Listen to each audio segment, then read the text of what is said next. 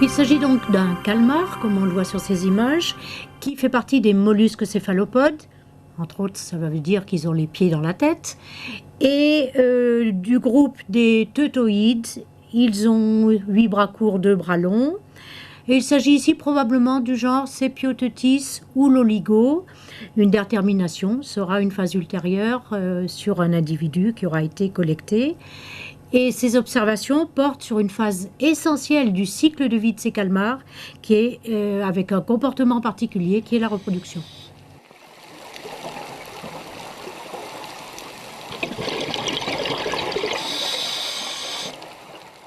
Cet œil de calmar en gros plan est un élément important puisque ça fait partie de son système de vision. Mais cette vision est extrêmement intéressante parce qu'elle est une convergence entre un œil de calmar et un œil d'homme. Et cet œil, on verra, est aussi un organe sensible très important pour la reproduction.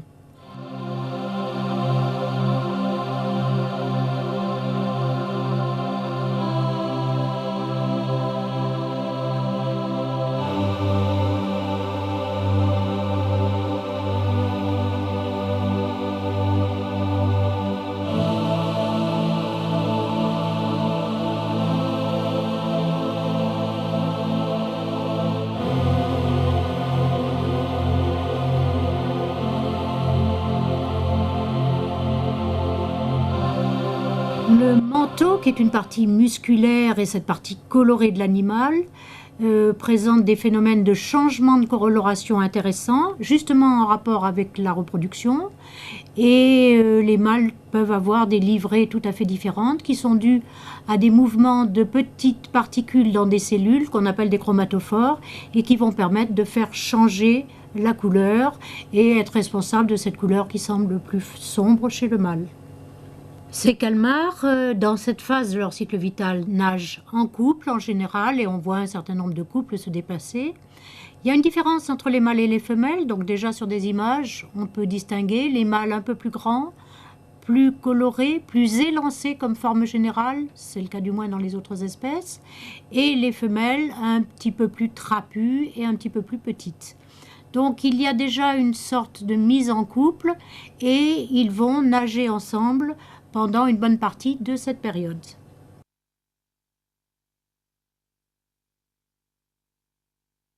On passe à des choses sérieuses dans la reproduction, la copulation ou au moins le rapprochement du mâle et de la femelle pour permettre aux œufs de la femelle d'être fécondés.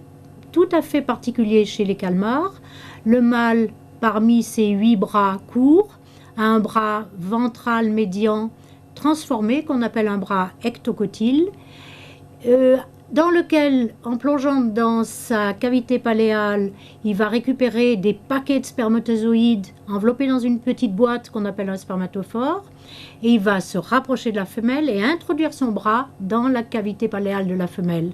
À ce moment-là, les spermatophores, les petites boîtes, vont s'ouvrir et les spermatozoïdes vont féconder les ovules de la femelle.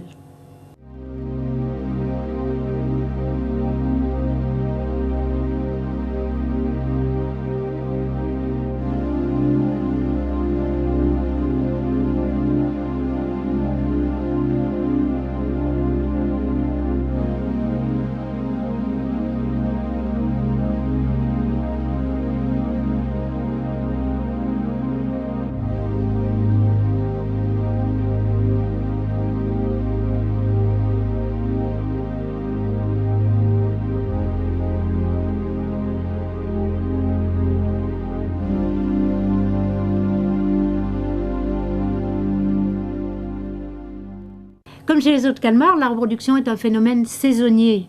Et chez les calmars d'Europe, elle se passe pendant la saison chaude. Ici à La Réunion, la date de tournage du film le confirme, c'est aussi en début de saison chaude que se produisent ces phénomènes d'accouplement et de ponte.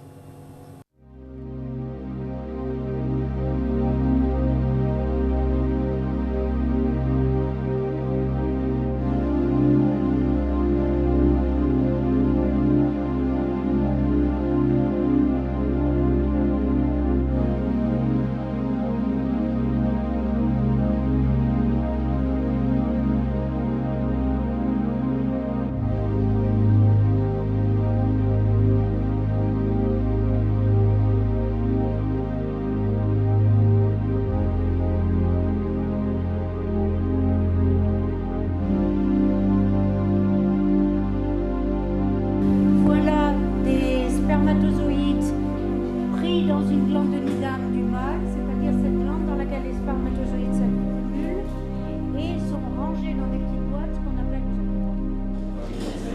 Voilà une dissection de calmar faite par les étudiants et on voit différents points de la morphologie et surtout de l'anatomie qui sont à mettre en relation avec le calmar dans son comportement dans le milieu marin. Ça va nous permettre de comprendre un petit peu les organes qui participent à ces différentes fonctions. Voilà ce bras particulier qui est un bras ectocotyle qui va servir à la copulation et dont on voit que les ventouses sont organisées de manière tout à fait différente que celles des autres bras.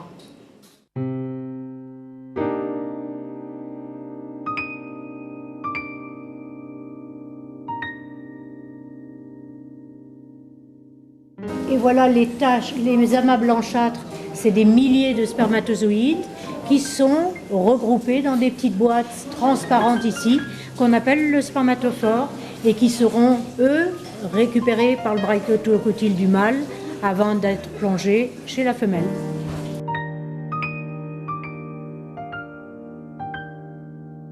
On arrive à une étape extrêmement importante, ça va être la ponte. La ponte, on le voit, la femelle va aller accrocher ses paquets d'œufs sous forme de grappe à un substrat. Mais avant d'être capable de pondre, il va falloir avoir fabriqué ces œufs et avoir eu besoin des spermatozoïdes du mâle pour les féconder.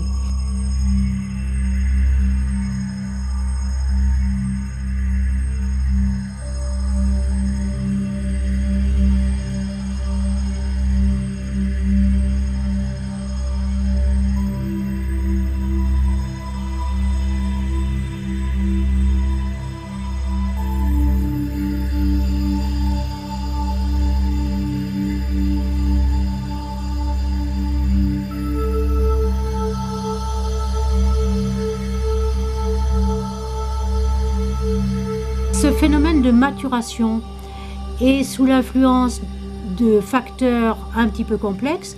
D'une part, des facteurs de l'environnement et en particulier la lumière qui va agir à travers l'œil du calmar pour aller stimuler le cerveau, qui va stimuler des hormones qui vont être fabriquées et qui vont permettre d'agir sur les organes génitaux.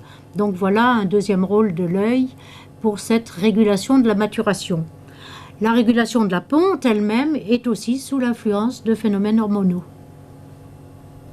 Ces grappes d'œufs chez le calmar correspondent aux raisins de mer, c'est-à-dire ces petits grains enveloppés d'une coque noirâtre qu'on connaît bien des seiches.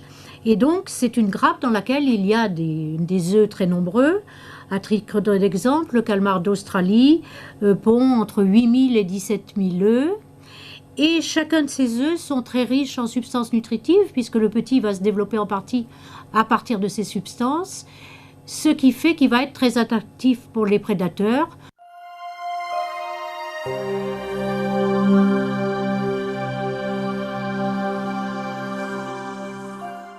Cette petite murène en est un exemple. Ces grappes sont bien sûr donc très nourrissantes et il va se faire un régal.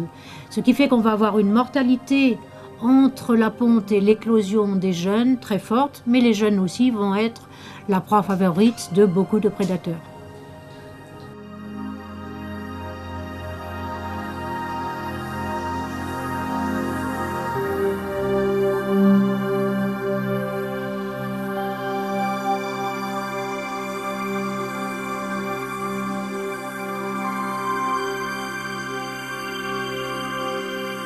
Un document de ce type me paraît avoir un certain nombre d'avantages.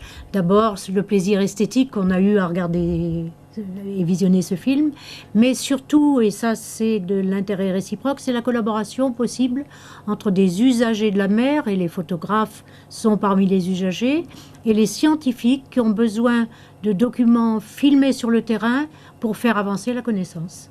Le thème ici était un thème de reproduction qui est un des thèmes très importants dans la biologie des organismes.